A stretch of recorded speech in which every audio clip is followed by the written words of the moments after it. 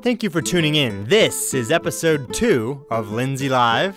That is the music of Catherine Wills and Ash Morales that you hear throughout the podcast, both graduates of the Lindsay High School guitar program. We appreciate having their music to welcome you back to another episode of Lindsay Live. Today, we're discussing the importance of working with our learners and their families to establish personalized learning plans and set SMART goals. When learning plans are not personalized to an individual learner, it can feel like the adults are leading them through each lesson. It becomes difficult for the learner to connect with their goals, and it can feel like they're jumping through hoops. A personalized learning plan, or PLP, is a plan of action that we build together with our learner. The PLP is based in data and crafted to account for the learner's interests and learning style. We consider all these factors to determine the pacing, topics, and approaches that will best complement our learner and maximize their learning efficiency. In our performance-based system, learners are valued partners and invested in learning. We want them to own their own learning and play a part in the creation of their goals and the construction of their learning plan. When learners help to set goals, they embrace responsibility for their progress and learn how to be self-directed learners.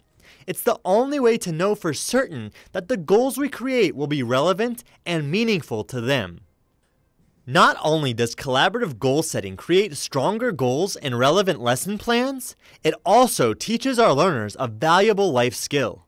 To succeed in our daily lives, we must constantly set goals for ourselves and develop plans to achieve them.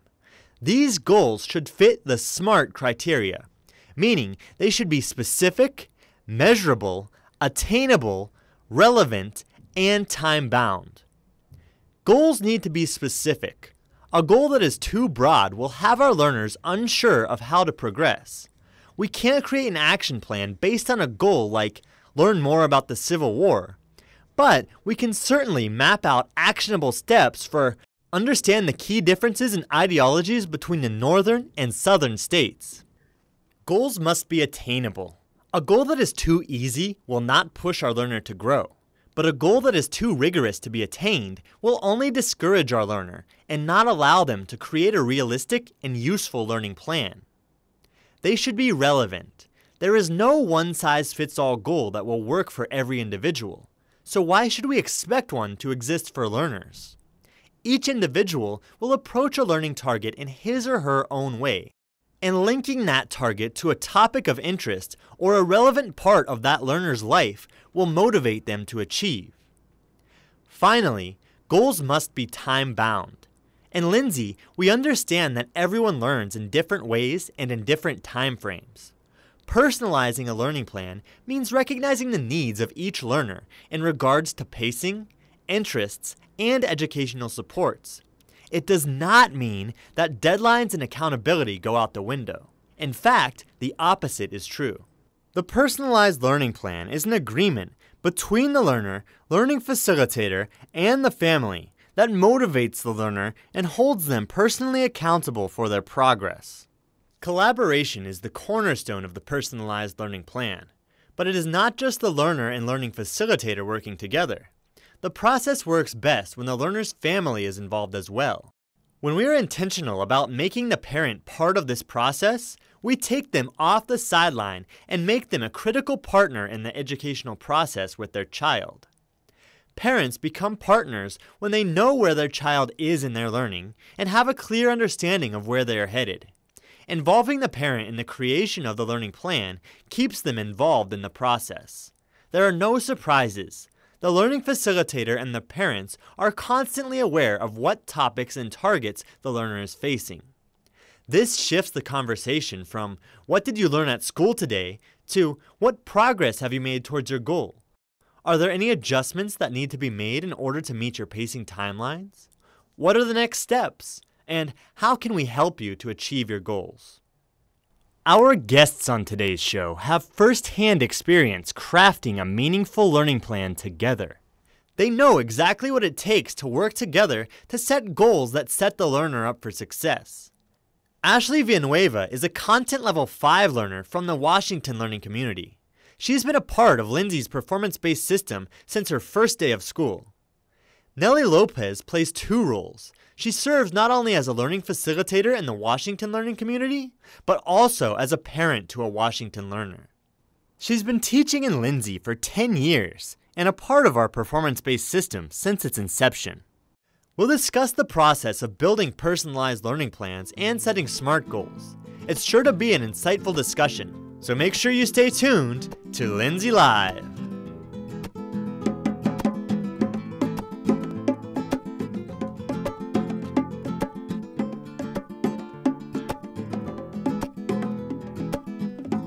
Welcome back to our second episode of Lindsay Live. I'm here with Ashley Villanueva, a learner from the Washington learning community, and Nelly Lopez, a learning facilitator and parent at Washington. Miss Lopez, can you start us off by walking us through the process of building a personalized learning plan? Explain what that looks like in an actual learning environment. A PLP is a personalized learning plan that we create for each student. It's individualized, and it helps them to see where they need to be at the end of the year. I take in what they come with, their strategies, skills, and from there, I'm able to build a plan that's going to get them through step by step till the end of the year with the use of SMART goals that together with them, along with the parents, we create to get them where they need to be. Ashley, how does having a PLP help you in the learning process? It helps my learning because it shows me what I need to increase on and where I need to be at by the end of the year. With the help of my learning facilitator, I create goals to meet them step by step. Ms. Lopez, you're in a unique situation. You're not only a learning facilitator at Washington, but you're also a parent to a learner there. As a parent, what is your role in the process of building a PLP? As a parent, I like the fact that I know exactly where my child is at, and I can actually steer her into where she needs to go to academically from home. So with the help of her learning facilitator, she brings home her goals, and now our discussions at home along with my husband are, what are we going to do to get you there? We're all a part of this. We're a team, and it really differs from where I grew up in a traditional system where only my teacher knew where I was at. The only time my parents knew anything about my academics were for parent conferences, which I dreaded. It really brought some type of anxiety, and I really never knew where I was at academically. Knowing that my own daughter doesn't have to go through this, she's happy, she loves going to school, and even when she fails at a learning target, she comes home and she's able to communicate that with us, and we're able to support her in good situations and bad situations. So how are you involved in that process? At what point does the learning facilitator bring you in, and what does your involvement look like? What I've liked about Washington is that they really do their very best to let the parents be involved with Learning Empower.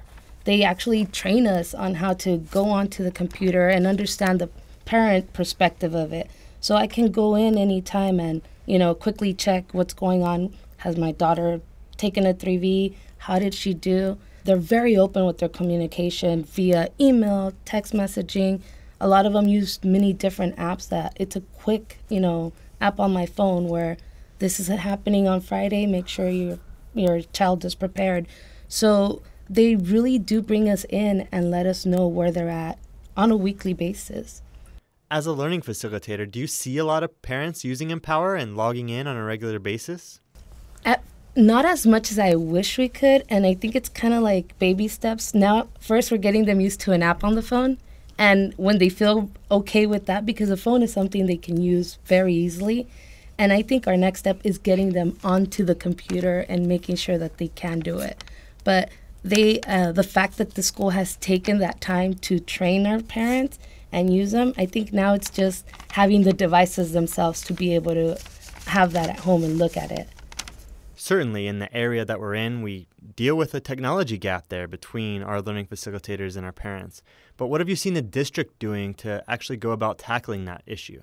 Well, I know for sure just the fact that now, like, my daughter brings home her device and she can show me, look, Mom, I was on School City today, and I can actually go on there really quick, and she shows me her scores. So I think getting the kids and getting them to use their devices to bring the parents in and show them would be our next steps to Has that been helpful for you, Ashley? Have you had any opportunities to use technology to get your parents involved and make them a part of your learning process? Yeah, because since Washington lets us bring our devices home, we could do Reading Plus, Dreambox, do more math, and we could increase on our learning academics. And your parents are able to get involved and help you out with that? Yeah, because when I get home, they ask me if we took any tests, and then if I say yes, will they tell me to show them?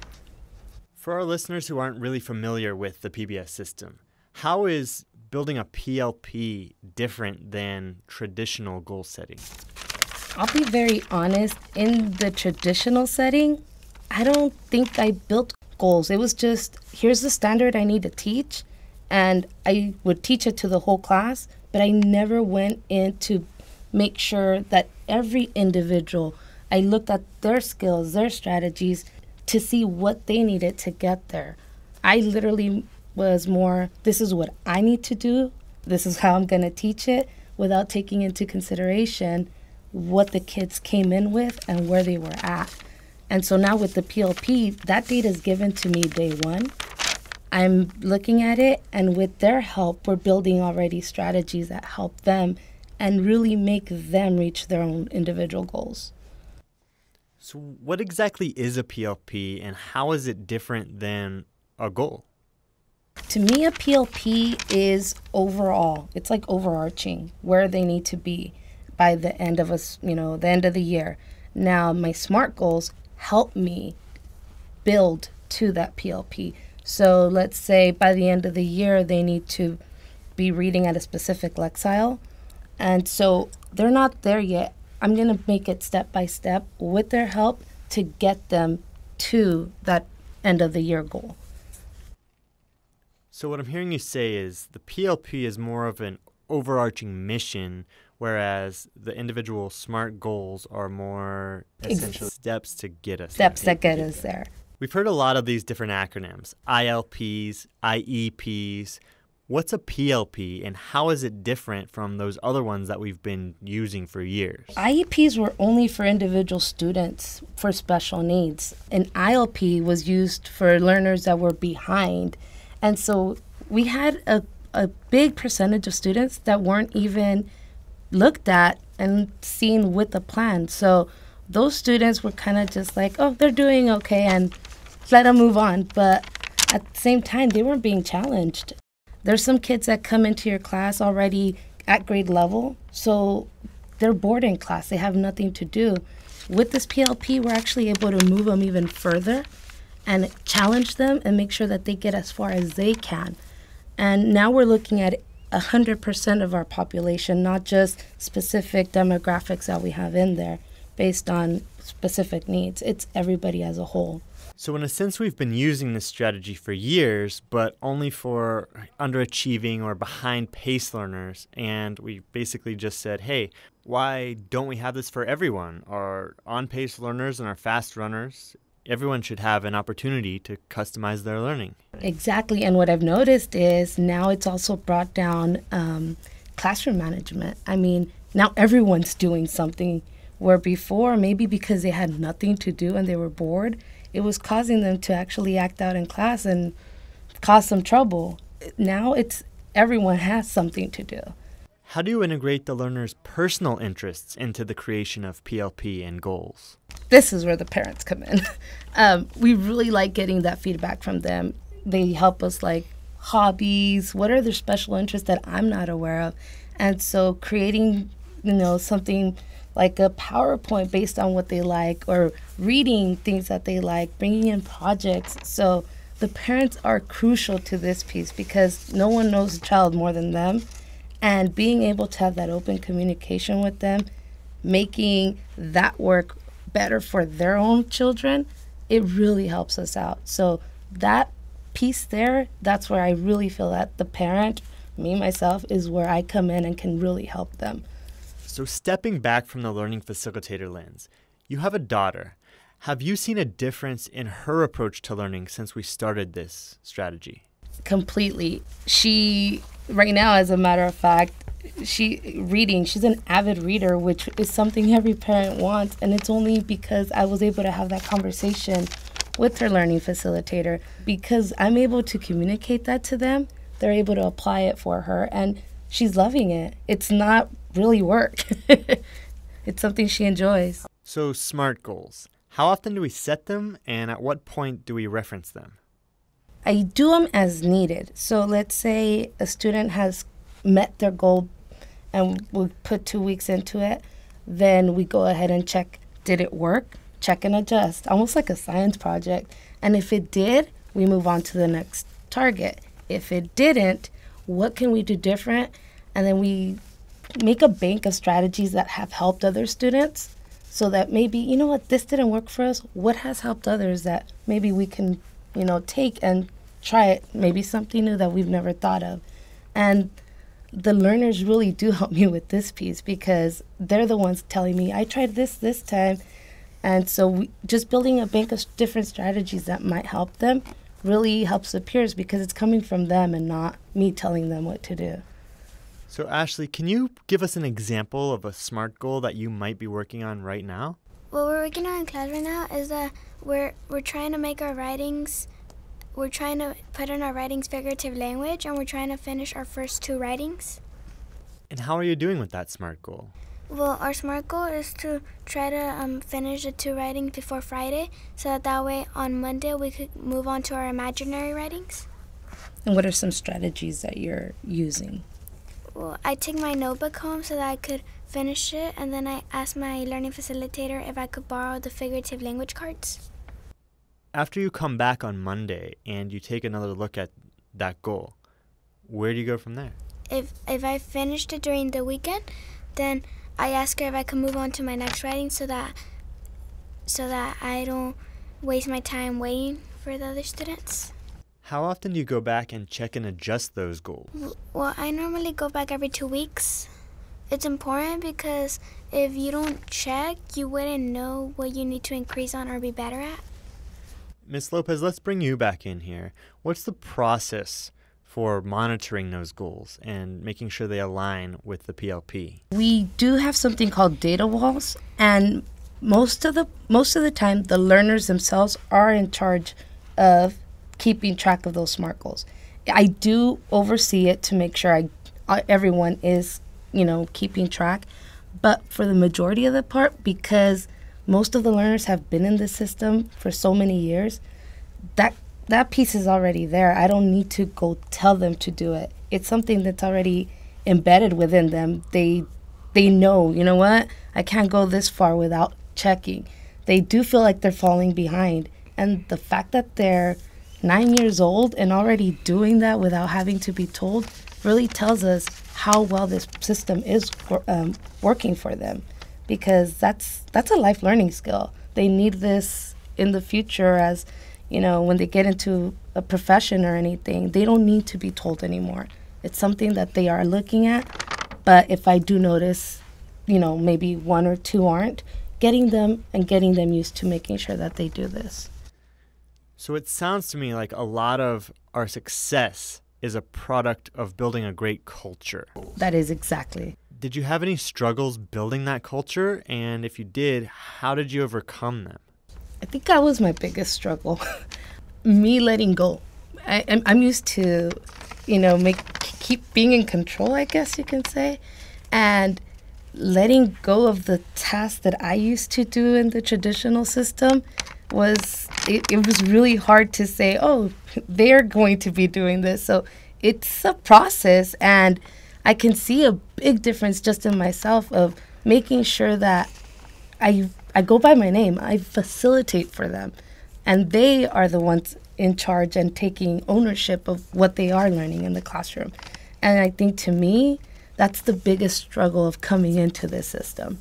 That was a big theme in our last episode when we talked about vision and code. All 3 of our learning facilitators said that letting go was that moment that really changed their life. I completely agree. And that's what our performance-based system is really all about, being learner-centered and letting them take control of the learning environment. Ashley, have you noticed any instances in your learning where it felt like you were really in control of the learning? And what does that feel like to you as a learner? The way it feels like as a learner is that you know that you shouldn't give up on what you want to complete. So what happens when you don't meet that goal? What happens when the goal is not met is that you need to talk to your learning facilitator about what changes and strategies you need to do to meet that goal. What's something a lot of people miss when it comes to goal setting? I really think that when starting a SMART goal, at least for me, when I was creating it for the first time, I didn't see room for failure. And it goes along with that growth mindset that it's okay. And learning from our mistakes truly does make us better at what we're doing. So that's something that I learned in the process, and I really, really like to tell my learners is, you know what? If it doesn't work this time, it doesn't mean that life is over. We have time, and we're going to go back, and we're going to try something new. And so checking and adjusting and really, truly having that growth mindset and letting them know that mistakes are okay really does help us, and we need that type of mindset for this system.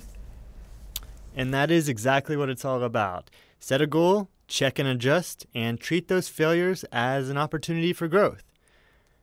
Any other closing words of wisdom for new parents or new learning facilitators, new learners who are interested in adopting this philosophy and experiencing it for themselves?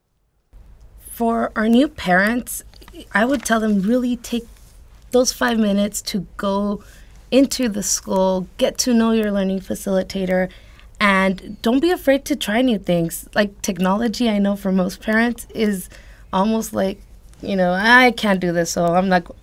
Honestly, it's going to help your own children at the end of the day, and you'll be aware. You won't have to wait for a parent conference. You really know day to day what's happening in your child's life, and take advantage of all the support that's there. Really, there's so much for us, and I do appreciate all that Lindsay is doing, all the trainings they are giving us, and giving us all that time to really be a part of my child's learning. How about you, Ashley? Any words of wisdom for a new learner? That even if they don't know what we're doing or they can't catch up, that anytime soon they'll still catch up, that they shouldn't just give up. Ashley Villanueva, Nelly Lopez, thank you for joining us today. Thank you for having us. And thank you for listening. See you next time on Lindsay Live.